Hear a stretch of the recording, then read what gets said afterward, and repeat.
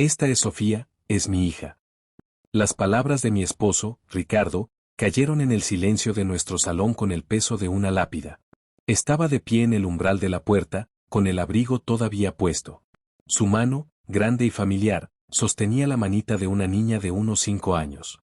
Una niña con grandes ojos asustados y un pelo oscuro y revuelto, que se escondía tímidamente detrás de su pierna. Yo me quedé inmóvil, con una taza de té a medio camino de mis labios. El reloj de la pared marcaba las 6 de una tarde de martes cualquiera. Una tarde que, en el lapso de un segundo, se había convertido en el fin de mi mundo tal y como lo conocía. 5 años. Llevábamos 5 años de matrimonio. 5 años de intentar, y fracasar, en tener un hijo propio.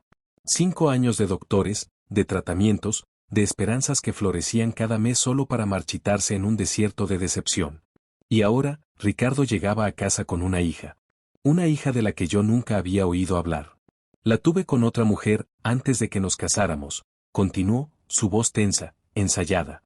Su madre, ha fallecido en un accidente de coche hace 2 días. No tiene a nadie más. Y ahora, tiene que vivir con nosotros. Fallecida. Antes de casarnos. Las palabras eran como escudos que él levantaba para protegerse de las preguntas que gritaban dentro de mi cabeza. ¿Quién era ella? ¿Por qué nunca me lo contaste? ¿La amabas? Existe una parte de tu vida, una parte tan monumental como una hija, que ha sido un completo secreto para mí. Miré a la niña. Sus ojos, grandes y oscuros como los de su padre, estaban llenos de un terror y una pena tan profundos que mi propio dolor quedó en un segundo plano. Era una huérfana. Una pequeña alma perdida en medio de la tormenta de los adultos. Ricardo esperaba una escena. Gritos. Acusaciones. Pero yo no le di esa satisfacción.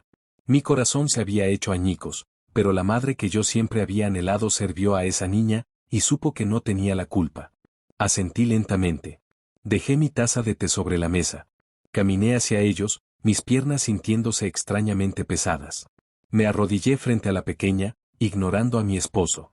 Hola, Sofía, le dije, con la voz más suave que pude encontrar. Yo soy Isabel. Esta es tu casa ahora. Y yo voy a cuidarte. No tengas miedo.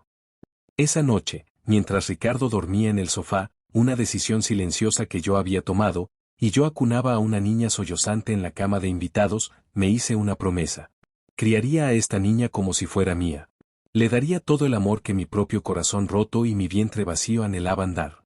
Tragaría mi dolor, mis preguntas, mi traición. Lo haría por ella.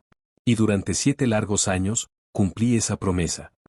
Los años que siguieron fueron una extraña mezcla de una alegría desgarradora y una tristeza silenciosa.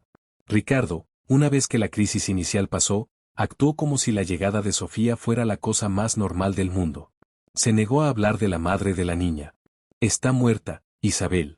No tiene sentido remover el pasado, decía cada vez que yo intentaba preguntar.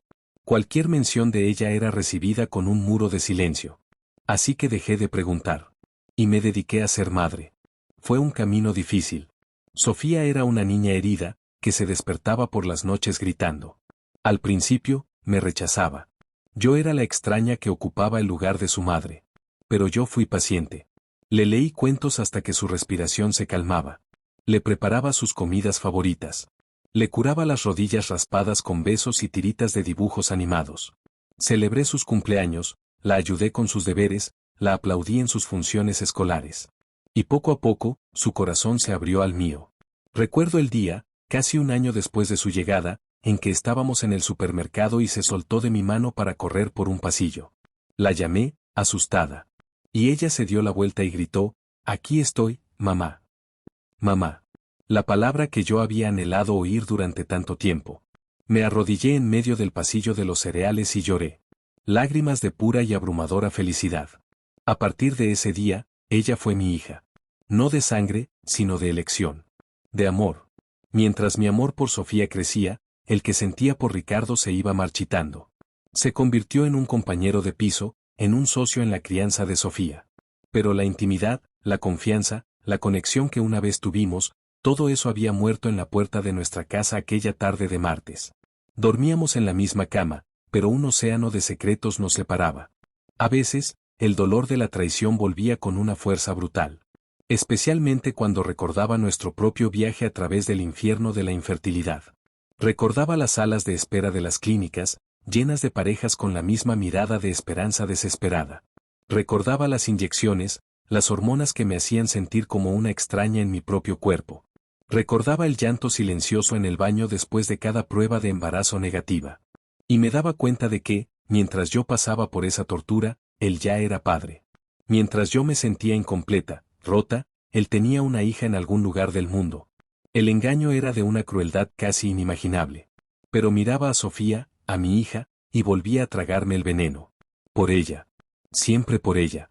Los años pasaron. Sofía se convirtió en una niña brillante, divertida y cariñosa. Era mi sol. Mi razón de ser. La herida de mi corazón nunca sanó del todo, pero se cubrió de tantas capas de amor por ella que apenas la sentía. Hasta que un día, la cicatriz se abrió de par en par. Sofía tenía 12 años. Era un sábado lluvioso. Yo estaba buscando unos viejos documentos de la hipoteca en el despacho de Ricardo.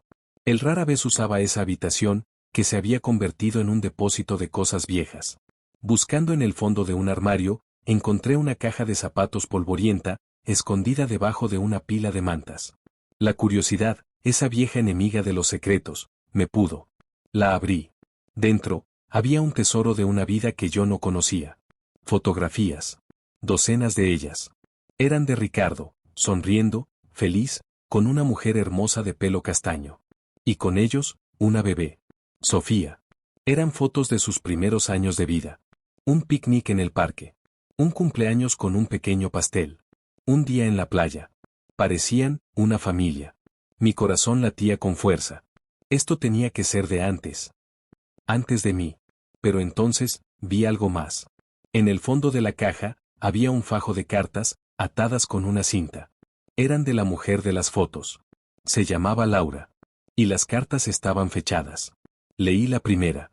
Y el suelo bajo mis pies desapareció. La fecha era de hacía 8 años. Un año después de nuestra boda. Leí la siguiente. Hacía 7 años. 6. 5. Eran cartas de amor, cartas de un amante, cartas llenas de planes para un futuro juntos, de quejas por las promesas rotas de Ricardo. No fue antes de nosotros. Fue durante nosotros. Durante todo nuestro matrimonio. Durante nuestros intentos de tener un hijo. Durante mis tratamientos de fertilidad. Durante cada una de mis lágrimas. Él no solo me había ocultado una hija de un pasado lejano. Me había ocultado una vida paralela. Una relación completa, activa, que había durado años. Sentí náuseas. Corrí al baño y vomité. La traición era tan física, tan visceral, que mi cuerpo no podía contenerla. Me quedé sentada en el suelo frío del baño durante 1 hora, temblando. La mujer de las cartas, Laura, la madre de Sofía, ¿realmente había muerto en un accidente? ¿O era esa otra mentira? ¿Qué parte de mi vida era real? Esa noche, cuando Ricardo llegó a casa, yo estaba sentada en el salón, con la caja abierta sobre la mesa de café. Cuando vio las fotos y las cartas, su rostro se convirtió en una máscara de pánico. Isabel, ¿puedo explicarlo? ¿Explicar qué, Ricardo? Le pregunté, mi voz peligrosamente tranquila. ¿Los 7 años de mentiras, la doble vida?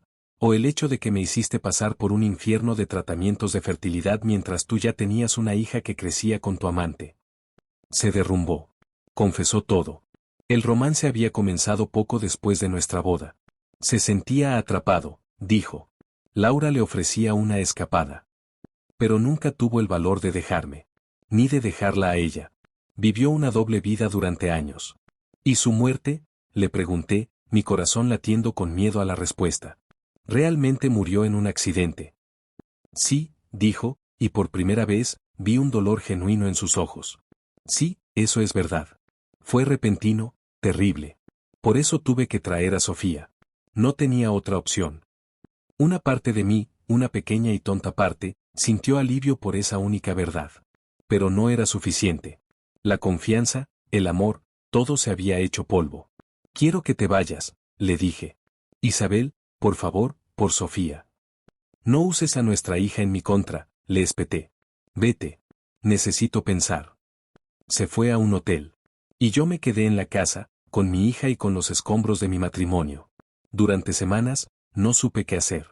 ¿Cómo le explicas a una niña de 12 años que toda su existencia se basa en una red de mentiras? Y entonces, el destino, que parecía disfrutar jugando conmigo, me tenía reservada una última y cruel sorpresa. Fue un mes después de la confesión de Ricardo. Una tarde de sábado. Yo estaba en el jardín, viendo a Sofía jugar con su perro. El timbre sonó. Fui a abrir, esperando que fuera una vecina. Pero en el umbral, había una mujer. Una mujer de unos 30 y tantos años, con el pelo castaño y unos ojos que me resultaban extrañamente familiares. Llevaba unos vaqueros y una camiseta, y parecía nerviosa, pero decidida. Hola, dijo. Busco a Ricardo, ¿está? Él no vive aquí ahora mismo, respondí, con cautela. ¿Quién es usted? La mujer respiró hondo. Me llamo Laura. Laura. El nombre me golpeó como un puñetazo en el estómago. El mundo empezó a dar vueltas. No, no podía ser. Ricardo me había dicho que estaba muerta. Lo había jurado. Usted no puede ser Laura, balbuceé. Laura, está muerta. Una expresión de dolor y rabia cruzó su rostro. Eso es lo que él quería que yo estuviera. Eso es lo que le dijo a todo el mundo después de nuestra última pelea. Se llevó a mi hija y desapareció. Me dijo que si intentaba buscarla, se aseguraría de que nunca más la viera. Llevo semanas buscándolos como una loca. Muerta. No estaba muerta. Era la mentira final. La más monstruosa de todas. La base sobre la que yo había construido mi maternidad, mi aceptación, mi perdón, era una mentira. Mi hija, dijo ella, sus ojos llenándose de lágrimas al ver a Sofía en el jardín detrás de mí. ¿Sofía? En ese momento, Ricardo llegó. Venía a recoger algunas de sus cosas. Cuando vio a Laura en la puerta, su rostro se convirtió en la imagen del terror puro. Se quedó paralizado, como un ciervo atrapado en los faros de un coche. Laura, susurró. Y entonces, el caos. Laura se lanzó hacia él, gritando, golpeándolo en el pecho. Monstruo, me robaste a mi hija, le dijiste que estaba muerta. Ricardo intentaba calmarla. Laura, por favor, puedo explicarlo. Yo observaba la escena, completamente disociada, como si viera una película. Y entonces, Sofía, atraída por los gritos, vino corriendo desde el jardín. Mamá, ¿qué pasa? Se detuvo en seco al ver a la mujer que golpeaba a su padre. Miró a Laura. Y Laura la miró a ella. Y en los ojos de mi hija, vi una chispa de un recuerdo muy, muy lejano. Mami, susurró Sofía, su voz apenas audible. Y esa fue la palabra que finalmente me rompió. Mi mundo, mi vida, mi hija, todo era una farsa construida por un hombre cobarde. Basta, grité, con una fuerza que no sabía que tenía. Todos se callaron. Ricardo, Laura, Sofía. Todos me miraron. Caminé hacia Ricardo. Lo miré a los ojos, y por primera vez, él no pudo sostenerme la mirada. Se acabó, Ricardo, le dije, mi voz fría como el hielo. Tus mentiras se han terminado.